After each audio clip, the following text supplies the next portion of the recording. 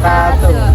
Halo teman-teman, nah ini kami dari kelompok sejarah, yaitu kelompok Satu, kelas 12-6. Jadi di sini kami akan melakukan sesi tanya jawab atau wawancara kepada dua narasumber kita.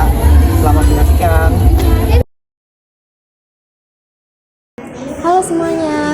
Nah, di sini kita akan tanya jawab seputar masa Orde Baru atau masa pemerintahan Bapak Soeharto. Nah, di sini kami akan mewawancarai Bapak, kalau boleh tahu namanya siapa? Musa Abdul Rokib. Abdul Rakib. Bapak ini seorang guru di SMA Negeri 1 Ciasem. Ya betul. Ya. Ini ada tentang masalah Super Semar pada tahun 1966. Apa yang Bapak dengar atau Bapak alami tentang masalah Super Semar ini, Pak? Ya. Super Semar adalah surat perintah 11 Maret ya. Jadi saat itu sebelum Super Semar itu kondisi politik Indonesia sangat kurang kondusif. Jadi kurang stabil, harga-harga naik, banyak terjadi kerusuhan-kerusuhan. Akhirnya Bapak Presiden Soekarno saat itu mengamanahkan kepada Pak Soeharto untuk memberikan kekuasaan atau untuk memberikan kepercayaan untuk memimpin pemerintahan saat itu. Secara otomatis pemerintahan Super Semar itulah maka pemerintahan sistem Orde Lama berakhir dan berganti menjadi Orde Baru. Jadi pergantian kekuasaan antara Presiden Soekarno ke Presiden Soeharto.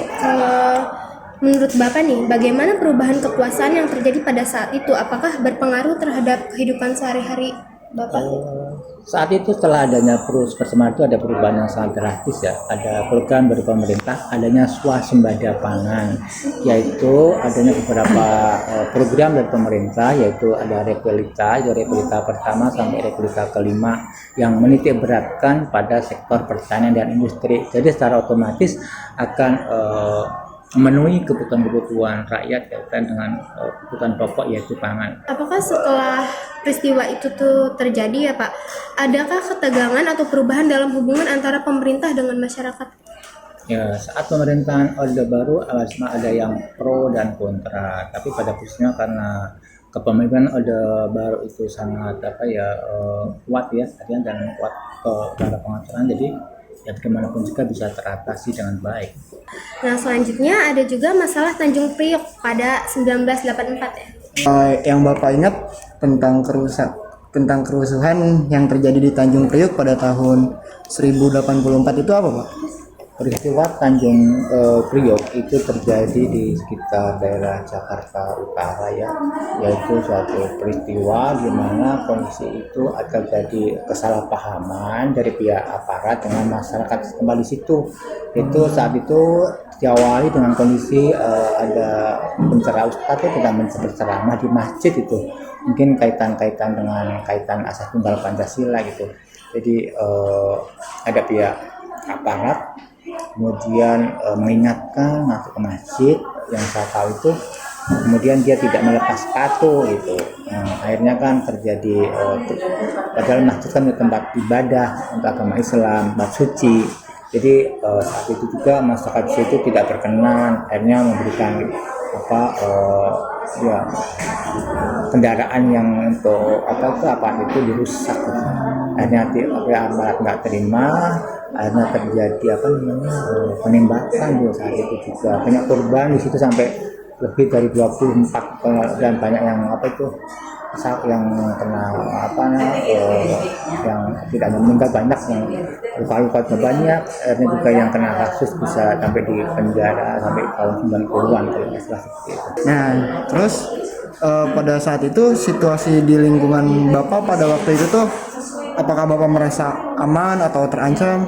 Itu kan daerah Jakarta ya, jadi ya karena saya tinggal di daerah satu kursi di Jawa, jadi ya biasa-biasa. Cuma yang mendengar dari informasi dari media aja, jadi kalau secara menyeluruh nggak ada dampak apa-apa. Cuma yang namanya penembakan seperti itu kan ada pelanggaran hak asasi manusia. Gimana juga manusia salah kan harus diadili, tidak harus langsung penembakan seperti itu. Ya, selanjutnya Pak, menurut Bapak apa yang memicu terjadinya kerusuhan tersebut dan bagaimana pengaruhnya terhadap masyarakat sekitar? Ya, jadi dalam kan yang memicu kerusuhan kan karena kesalahpahaman tadi kan dari yang saya tadi kan kesalahpahaman antara pihak pemerintah aparat dengan pihak masyarakat di saat itu di Jakarta Utara tadi ya. Jadi kesalahpahaman. Pahaman. Ya, selanjutnya masalah penembakan misterius Pak Petrus. Nah, masalah penembakan misterius ini atau Petrus terjadi pada 1983 sampai 1985. Nih, apakah Bapak tahu atau ada orang-orang terdekat Bapak terdampak oleh penembakan misterius itu, Pak?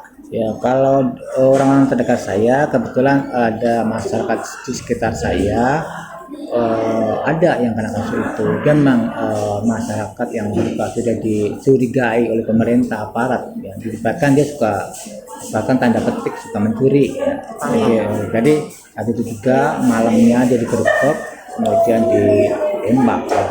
Kemudian saat itu juga saya lagi waktu itu sama si sekolah SMP ya, berangkat ke sekolah jalan kaki itu banyak sekali mayat-mayat bergelimpangan di pinggir jalan ditutupin daun pisang. Jadi mungkin malamnya mungkin dari mana kemudian kena tembakan di situ hanya belum dievakuasi jadi masih banyak di pinggir-pinggir jalan di saat itu kita kan nggak tahu pagi-pagi ada apa di jalan tengah dibuka ternyata ada manusia yang udah meninggal di pinggir jalan. Itulah jadi saat itu memang kondisinya sangat kurang kondusif ya. Apakah penembakan ini itu berdampak terhadap kehidupan para petani yang ada di daerah Bapak? Kalau kehidupan para petani jelas ada, karena kondisi luar nggak aman ya. Nggak aman kan banyak kalau dalam itu namanya garong atau gali itu orang yang suka mencuri, menggarong itu masyarakat pedesaan yang punya ternak sapi juga kadang dijarah dirampok, kadang mau pagi-pagi mau jualan kambing juga dirampok. Jadi kondisi itu memang kalau kondisi nggak nyaman, nggak stabil. Jadi pemerintah mengambil tindakan seperti itu ya tujuannya untuk mengamankan kestabilitasan keamanan nasional di Indonesia. Menurut Bapak bagaimana perasaan masyarakat terhadap situasi pada saat itu? Apakah ada rasa ketidakpercayaan terhadap aparat pemerintahan? Ya, suatu tindakan pasti ada pro dan kontranya. Bagi masyarakat kecil merasa aman karena akan merasa terlindungi. Jadi pihak-pihak yang terkait keluarga yang kena kasus itu kan juga merasa masa-masa manusia melanggar hak asasi manusia kan. Jadi ya ada pro dan kontranya. Tapi bagi masyarakat secara umum ya aman-aman saja, malah lebih bagus, lebih nyaman, lebih aman. Nah, meskipun ya kan yang kena sasaran kan orang-orang yang istilahnya punya tanda petik yang tidak baik ya, punya ciri tanda petik itu. Nah, selanjutnya kami akan bertanya-tanya lagi tentang masalah pemilu Orde Baru pada 1971. Nah Pak, pada masalah pemilu Orde Baru 1971 ini, bagaimana Bapak mengingat suasana pemilu pada tahun 1971 di lingkungan Bapak? Pemilu itu pertama Orde Lama tahun 1955, kemudian melaksanakan 1958 nggak jadi, dan kemudian setelah masa Orde Baru pertama kali pemilu 1971. Pemilu yang kedua itu 1977 dan kemudian diteruskan pemilu yang ketiga 1982, 1987, 1992 dan terakhir pemilu 1992 selama pemerintahan Orde Baru. Jadi kalau partai yang sangat kemenangan partai itu mutlak dimenangkan oleh Partai Golkar. Pemilu tahun 1971 itu ada 10 partai. Tapi untuk pemilu-pemilu selanjutnya itu 3 partai ya. Golongan Karya, Partai Demokrasi dan Partai Persatuan Pembangunan P3. Ya, selanjutnya apakah Bapak merasa bebas dalam memilih atau justru ada tekanan dari pemerintah dalam memilih calon pemimpin tersebut, Pak? Saya memilih itu tahun 1992, yaitu saat saya lulus SMA ya tadi itu. Baru kan pemilu kan umur 17 tahun. Dan saya memilih pertama 1992, yang kedua 1997. Lah kalau menurut saya ya saat itu memang kalau saya lihat kalau saya pribadi memang nggak ada masalah, cuma secara keseluruhan saja kalau pemilu itu selalu dimenangkan oleh Golkar yang menjunjung presiden saat itu adalah Pak Presiden Soeharto dan selalu menang pada Golkar. Terus apa yang Bapak rasain Pak mengenai kontrol pemerintah terhadap partai politik pada masa itu? Ya sebenarnya meskipun namanya asas pemilu itu kan luber, langsung, umum, bebas dan rahasia. Namun secara praktiknya ya masih tidak sesuai dengan yang kita diharapkan. Masih banyak penyimpangan-penyimpangan yang mungkin tanda petik banyak yang manipulasi dan mengambil data dan sebagainya. Jadi masih perlu tertibkan lagi ya. Oh ya. Ya, selanjutnya masalah kerusuhan Mei 1998. Nah, saat kerusuhan Mei ini, apakah Bapak mengalami atau saksikan selama kerusuhan Mei yang ada di daerah Bapak gitu? Kerusuhan Mei 1998 itu disebabkan karena ketidakpuasan masa pemerintahan Orde Baru Soeharto yang sudah 32 tahun masih menjabat presiden. Ketidakpuasan itu akhirnya masyarakat meluapkan emosinya, akhirnya mendemonstrasi. Siapa yang mendemonstrasi itu adalah para mahasiswa, ya, para cendekiawan di seluruh Indonesia, kota-kota besar. Jadi demonstrasi salah satu untuk ketidakpuasan terhadap pemerintahan Soeharto, dan akhirnya Presiden Soeharto sendiri juga mundur dari jabatan tersebut, digantikan oleh wakilnya Bapak Habibie. Ya. Nah, kalau bagaimana sih kerusuhan tersebut mempengaruhi kehidupan Bapak sehari-hari baik secara pribadi maupun sosial? Kalau kerusuhan itu berdampak sangat negatif terjadi, artinya saat itu pula terjadi krisis secara besar-besaran ya. Jadi karena tidak berdampak di negara Indonesia saja, sampai ke dunia pun memang saat itu lagi ada krisis ya. Banyak perusahaan-perusahaan yang belum buka kan. Kalau dulu kerja di malnya pada dibakar, banyak yang dirusuh, karena kan belum tikar kerusuhan. Jadi banyak karyawan yang di PHK. Jadi saat tahun 98 itu banyak terjadi PHK besar-besaran di perusahaan-perusahaan karena dampak dari mungkin tidak hanya dari dalam internal saja, jadi luar pun juga sama. Dari di Amerika sendiri juga ada banyak perusahaan-perusahaan yang diembargo oleh Amerika karena kaitan dengan dolar yang selalu sangat tinggi. Selanjutnya, menurut Bapak, apa yang menyebabkan kerusuhan ini terjadi? Bagaimana reaksi masyarakat terhadap peristiwa tersebut? Ya belum tadi kan karena tadi sudah sampaikan ketidakpuasan masyarakat terhadap pemerintahan Soeharto yang sudah 32 tahun memerintah. Bahkan orang kan ada bosannya, titik jenuhnya kan ada ya. Jadi namanya kalau jabatan terlalu lama juga mungkin bagus. Ada batasnya, berarti menjabat itu ada waktunya. Kalau saatnya udah lama ya mungkin harus diganti udah. Biasanya kan 2 periode kan sampai berapa periode itu, sampai 5 kali periode kan, sampai 5 tahun dari tahun 96 sampai 98 berarti udah 32 tahun, jadi sudah 6 periode sendiri. Jadi kan ketidakpuasan itulah yang mengakibatkan terjadinya reformasi atau kerusuhan di tahun 1998. Oke, selanjutnya ada topik terakhir, yaitu mengenai masalah swasembada beras 1980. Ya Pak, di masalah swasembada beras pada tahun 1984 ini, apakah Bapak mengetahui mengenai kebijakan sewa sembada beras pada tahun 1984 ini Pak? Swasembada beras itu merupakan swasembada pangan, yaitu program Repelita, rencana pembangunan 5 tahun.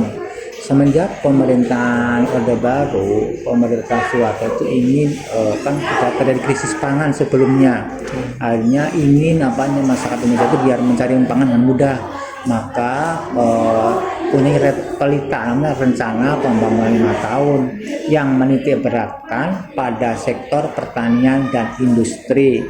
Nah, sektor pertanian itu rencana pembangunan 5 tahun itu dimulai dari tanggal 1 April 1969 berakhir 31 Maret 1974. Itu Repelita pertama.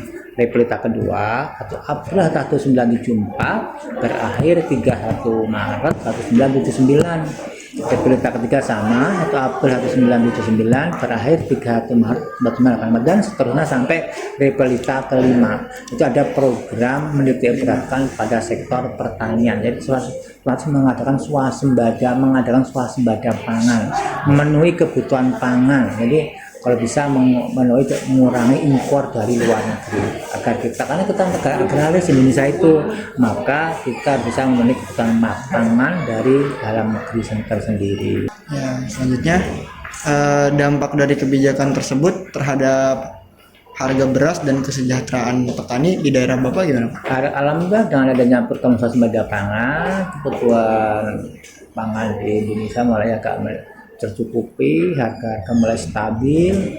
Jadi ya paling nggak lancar. Jadi kalau duluan harga naik mahal sampai mau makan nasi nggak ada yang makan jagung, makan ketela, singkong, makan. Jadi karena apa, nggak ada pangan, maka dengan adanya program swasembada pangan itu ya bagus. Jadi manusia tidak masyarakat Indonesia tidak lagi kekurangan makan, tidak lagi kekurangan pangan, terutama beras itu sebagai pakan pokok bangsa Indonesia. Ya, pertanyaan terakhir nih Pak. Gimana pemerintah menyosialisasikan kebijakan ini kepada masyarakat, dan apakah Bapak merasa ada dampak positif atau dampak negatif dari kebijakan tersebut, Pak? Ya, pemerintah mensosialisasikan dalam program pembangunan itu repelita, rencana pembangunan 5 tahun itu mensosialisasikan ada repelita, menitik beratkan pada sektor pertanian dan industri, menitik beratkan pada sektor apalagi pertanian. Tetap pertanian itu di nomor 1 kan terus sampai repelita kelima tetap ada pertanian. Karena apa? Pertanian tidak akan dilupakan bahwa negara Indonesia adalah negara agraris. Jadi negara bersektor pada pertanian, nggak mau kita bisa mencukupi kebutuhan pangan dari dalam negeri. Baik, cukup sekian tanya jawab dari kita ya Bapak. Terima kasih banyak atas waktunya. Ya. Aku nunggu. Ya, oke, cukup sekian dari kita.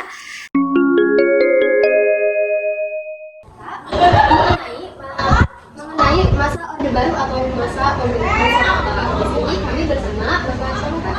Bapak siapa ya? Tadi deh. Di sini Pak Dede adalah seorang guru di SMA Negeri 1 Ciangsel, yaitu sebagai guru Bapak. Guru buka. Bahasa Sunda.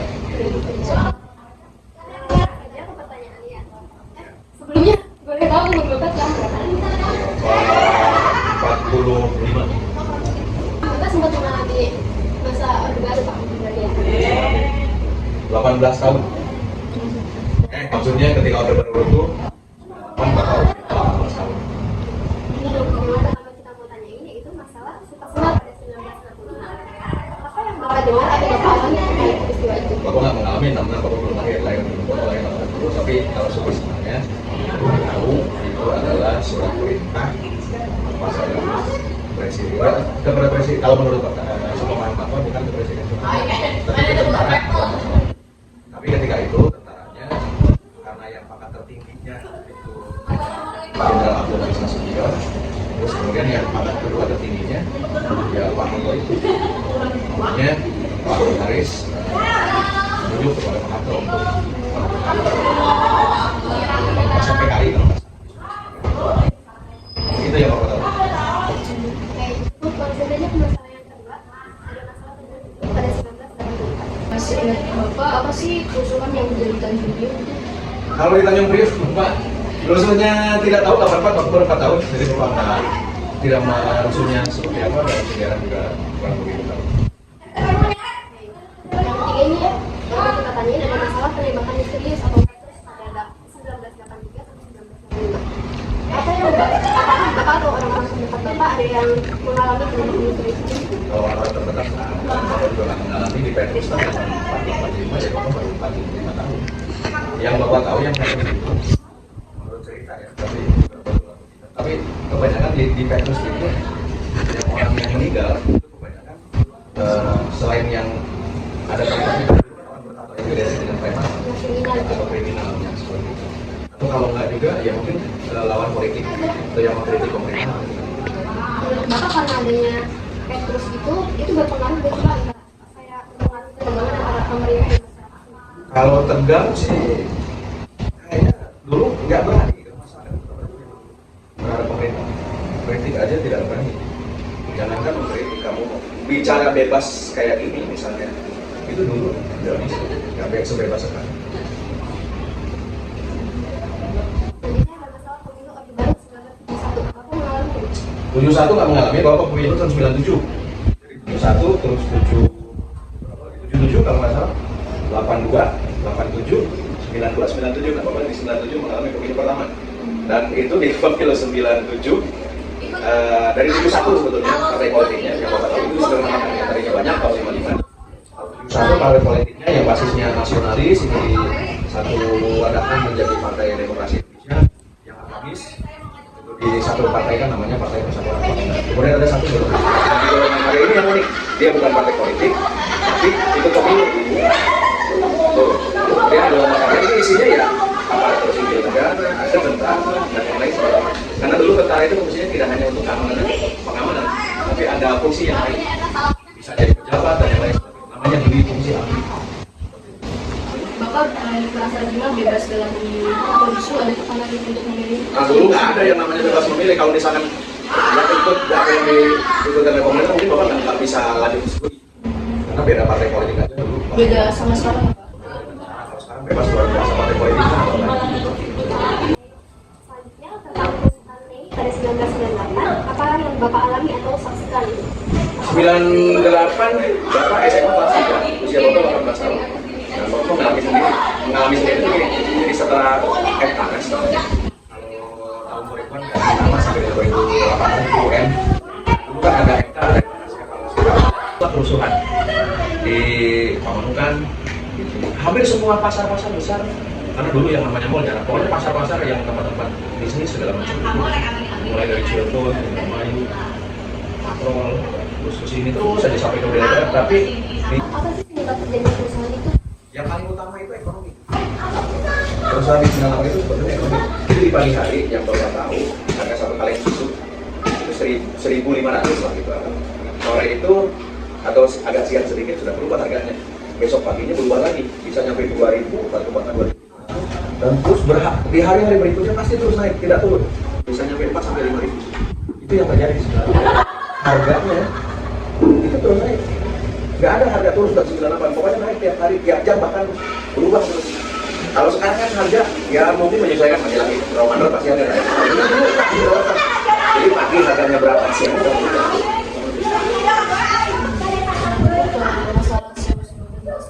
Tentang sewa, SUA. SUA Sembada Beras tahun? Apa yang ditanyakan tentang SUA Sembada? Bapak mengetahui mengenai kebijakan swasembada beras pada tahun 1998. Yang Bapak tahu SUA Sembada itu kan beras melimpah. Ekonomi, pokoknya masyarakat kurang ada beras, kurang. Pokoknya dulu serba murah, tapi ketika kita ke barang-barang mewah, masyarakat yang dulu itu harga kendaraan yang Bapak tahu, motor Honda itu dengan varian motor bebeknya, ya saat itu nggak banyak varian kayak sekarang, itu harganya 1.200.000, tapi orang nggak mampu beli. Yang penting cukup makan segala macam, masyarakat nggak berani kritik segala macam. Karena dulu yang namanya kendaraan otomotif ya, terus elektronik segala macam itu semuanya tidak diproduksi di Indonesia, tapi melainkan impor dari luar. Kayak motor dari didatangkan langsung dari Jepang, termasuk merek-merek yang ternama di negara lain juga sama didatangkannya dari negaranya. Dulu cerita lucu nih, orang tua bapak beli motor itu di bulan Januari, tuh udah lunas juta sekian. Motornya nggak datang hampir 3 bulan. Ya karena dulu kan build up, jadi impor, build up itu jadi satu motor utuh didatangkan dari Jepang ke Indonesia. Jadi datangnya itu berarti Januari ke Februari. April baru datang 4 bulan, padahal uang kita udah dibayarkan ke terus kalau bilang orang tua Pak jangan-jangan kita di enggak, itu benar katanya di luar modalnya kita merek 4 bulan setelah itu motor baru datang. Kalau sekarang kan enak, kamu pagi ke dealer gitu kan, sore diantar motor, tapi kan bisa nyicil, dulu nggak ada nyicil, pokoknya cash datangnya aman. Coba kalau orang zaman sekarang udah marah-marah, zaman dulu seperti itu. Terus selanjutnya dampak dari kebijakan tersebut terhadap masyarakat. Kalau dulu kan tadi ya merasa bersyukur kan karena harga berasnya walaupun murah, tapi kan semuanya bisa merasakan Bapak tahu. Tidak hanya beras, kebutuhan pokok yang lain ini sama murah juga. Dan Indonesia hebat juga loh, sudah di 50 tahun merdeka itu udah bisa bikin pesawat sendiri. Pesawat bukan pesawat per pesawat, tapi pesawat sebesar mobil bis lah yang penumpangnya 40 orang. Kalau pesawat berbadan lebar, nah itu dulu yang bikinnya Profesor Habibie. Habibie itu ketika itu masih Menteri Riset dan Teknologi. Nah, 95 dia jadi pemimpin terbesar. Jadi itu pesawat bikinan anak bangsa Indonesia. 17 Agustus 95 pesawat itu mengudara take off. Kemudian baru 96 pesawat itu dijual. Tapi sayang, kita kalau bersaing dengan yang perusahaan besar yang kerjasamanya Amerika dengan negara-negara Eropa, kan itu ada Boeing, ada Airbus, jenis-jenis pesawat. Jadi Indonesia single factor melawan 2 perusahaan raksasa dunia. Ya akhirnya ya kalah, kita kalah dalam perdagangan. Dan Indonesia bilang, pesawatnya ini laku sih laku. Tapi Thailand hanya mampu membayarnya dengan beras ketan. Tapi ya seharga sama. Dan itu setelah itu ya nggak ada lagi yang beli. Karena kalah dalam persaingan dagang lah. Itu tahun 95 ketika Indonesia dipakai. Jadi di suatu mana betul, kalau pangan betul murah. Tapi ya tadi teknologi segala macam itu mahal zaman itu. Termasuk ongkos naik haji juga. Dan beberapa tahun itu juga mahal.